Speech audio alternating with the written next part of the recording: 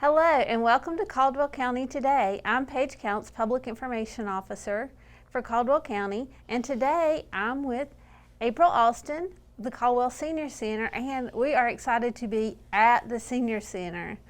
Thank you for having us, April. Thank you for coming. We are excited to have people at the Senior Center again. And as we tape this is your first day being open to the public. In a limited capacity, That's yes. right, We are open to the public in a very small capacity right now. Talk to us a little bit about what that capacity looks like. So we are basing it week by week currently. We're offering some in-person programming, and we're doing exercise classes. Currently on Monday and Friday, we're doing my exercise classes at 8:30, and then we're offering our yoga class on Wednesday mornings at 8:30, and we're opening that to people. But we can only have 8 people in a class, so it's a lot smaller for classes that we're averaging about 20, 25 people to only be able to have 8. We're also opening our exercise room, our computer lab, and our billiards table for people to come in. Everything is being done by registration and sign-ups because everything has a space limit or a capacity limit. As we stand in your front lobby, which may look a little different to people. It does. Because I was like, wow, there's so much missing. But a lot of that's your people, too. Not seeing people here is so different. But as people enter the building, what happens? So one of the things we've been able to do, we have a computer check-in system that people are very used to using. Everybody has a key card, and they come in and they sign up for events. We are actually pre-registering everybody for those events so that when they come in, they just have to swipe their card. Actually, when they come in, they have to get their temperature checked and answer the screening questions.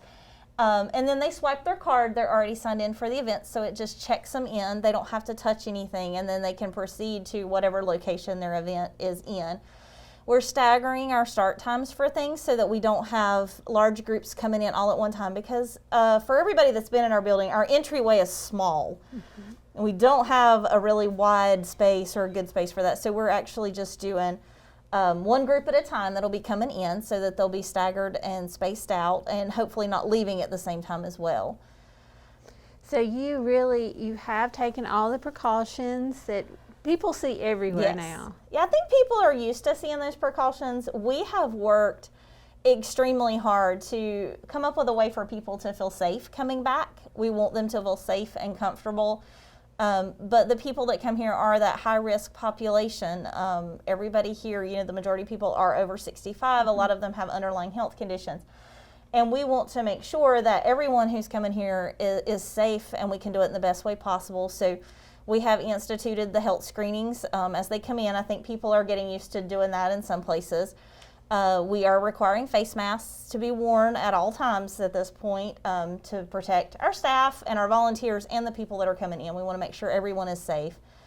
And, we're doing a lot of cleaning and a lot of sanitizing and really trying to make sure that we've covered all the possible scenarios. All right, April, let's go look at what I call your big room. Sometimes it's a meeting room, sometimes it's an exercise room. And talk about what's going on. The multi-purpose room. The multi-purpose room. All right, let's go take a look and see what we have in there. Okay. As we were making the transition to this room, we were talking about how empty it feels because we're used to seeing this room filled with tables and chairs or even divided for 2 groups to meet. But right now, as a precautionary measure, that's not taking place. Right. We do still have the ability to divide the room if it's small groups, but of course that reduces the size. We spent a lot of time trying to figure out how we could get people in the room and the most people in the room the safest way. So it's set up for our exercise class right now because that's what we just had this morning.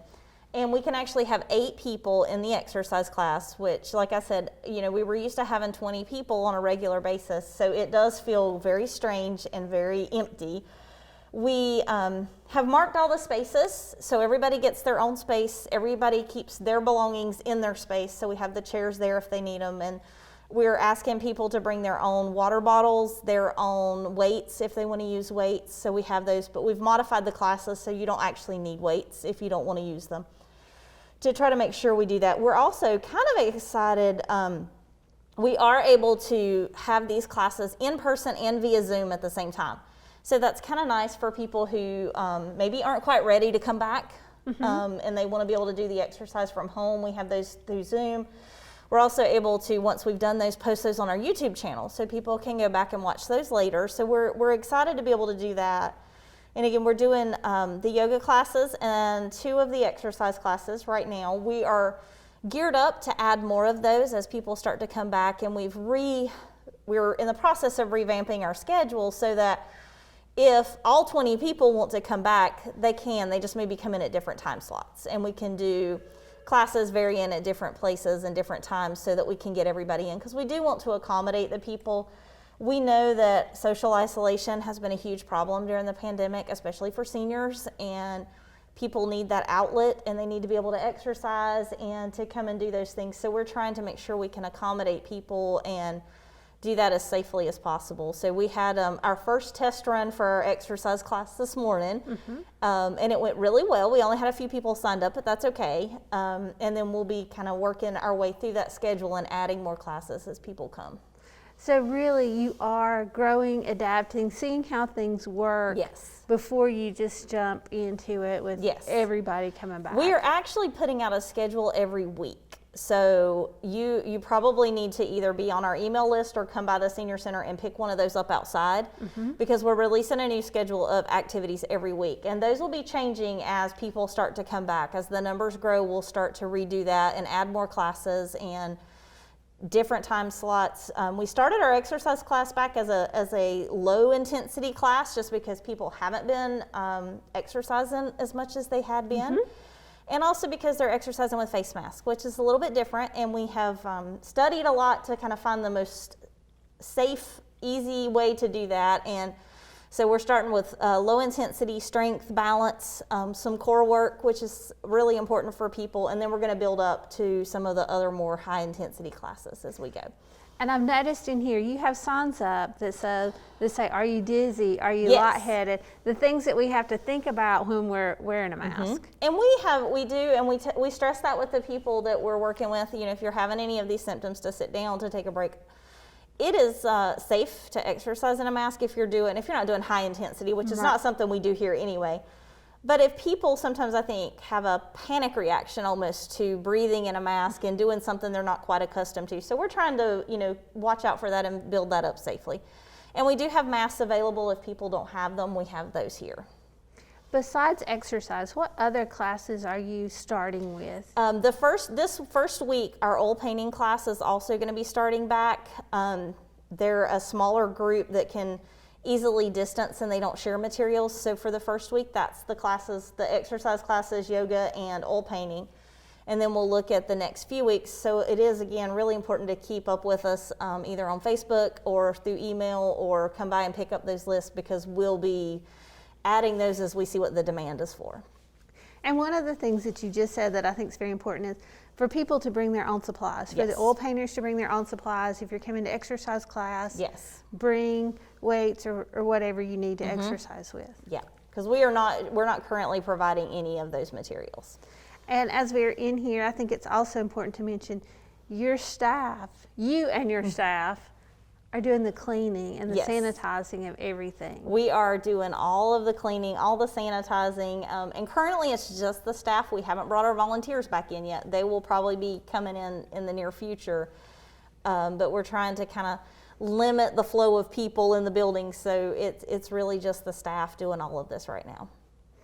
Okay, let's walk down the hall and see the new exercise equipment and the computer room. Okay. Now we've moved to your exercise room, and this room you're really excited about because you have new equipment. Yes, we actually started fundraising to purchase new equipment before our closure in March, and we were able to get the funds to purchase some new equipment because a lot of the equipment hadn't been replaced in several years. And we got that equipment installed in May, so it's been here for several months not being used, but we were actually able to get 2 new treadmills and 2 new bikes, and we were really excited about that, and then we had to wait. So we are opening our exercise room for people to come in, 2 people at a time, and 45-minute time slots that they sign up for, and then we are disinfecting everything after they exercise. And you are, again, asking people to wear a mask. Yes. And to sign up. Yes, and they have to sign up.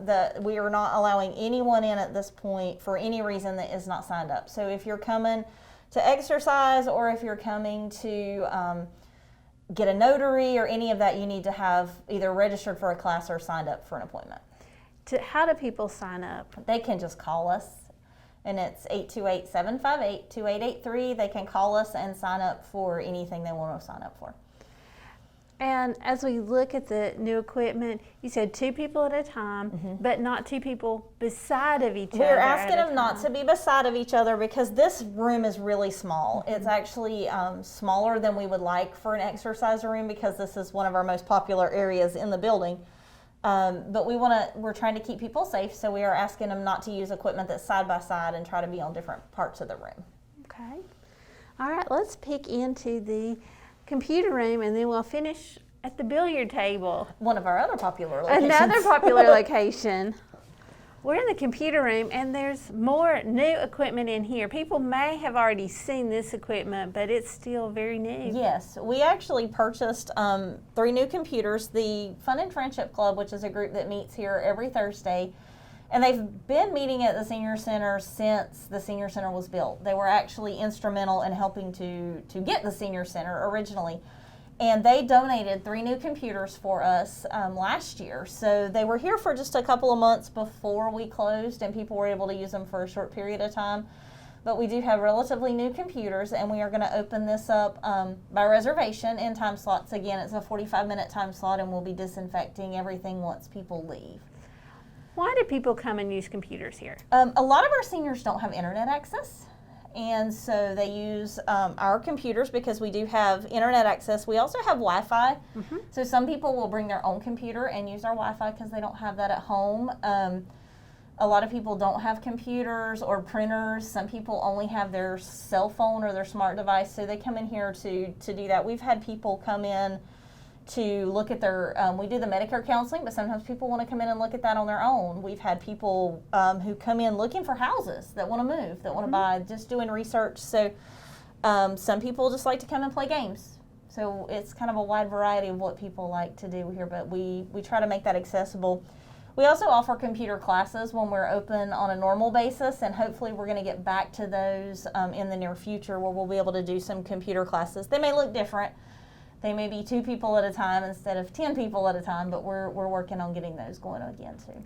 But again, a great resource for seniors and a great place to go. And right now, it may be one of the few places to go to get computer access in the county. Yes, it is. A lot of our seniors go to the library too, but I think at this point they're still doing curbside service. Right. So it is going to be one of the few places that they can go to use the computer. And again, it's free for them. So, and they also, like I said, can use the Wi-Fi because sometimes they just want to bring their computer and use our Wi-Fi to be able to access. So again, another great service by the Senior Center. And I guess we will wrap up in one of the most popular rooms and the one that we get complaints about when we don't mention. Yes, So our pool room. Let's go to the pool room. This is probably one of the most visited areas in the Senior Center. The one, sometimes people forget it's back here, or people who go to the classes might forget it's back here. But you have a faithful group of billiard players. We do, and we really miss seeing them. This is also, unfortunately, though, one of the most crowded rooms in the Senior Center typically, so that's something that's going to be different. We have always had a faithful group of pool players who come in every morning, and it's a very strange thing not to have them back here laughing and listening to everything that's going on. So we've missed that, and we're looking forward to having them back. But again, it is something that's a little bit different. We're going to be allowing 2 players at a time, just because that's about as many as you can fit back here, socially distanced. And that they need to bring their own pool sticks, which fortunately a lot of them already do that, so I think they'll be okay with that. But we are not currently providing those just because of, again, all the cleaning and sanitation and disinfecting and that sort of thing. So, but it is open by appointment. Again, everything's kind of in 45-minute slots, and then 15 minutes for us to clean everything and then start over. So, but we are excited about having them back and hope that they will bear with us while we have to kind of get through all these things.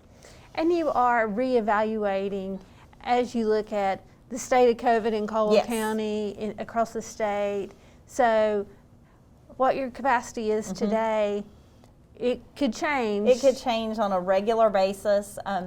We work really closely with the health department and the Department of Health and Human Services and the Division of Aging, and following the CDC guidance, we kind of evaluate all those different sources and look at what's happened in the community and trying to adapt to that as we go. So it will be, we hope people will be really patient, but it will be a lot of change, and it may change very quickly, because the one thing I think we have all learned is what COVID is today is not what COVID is tomorrow.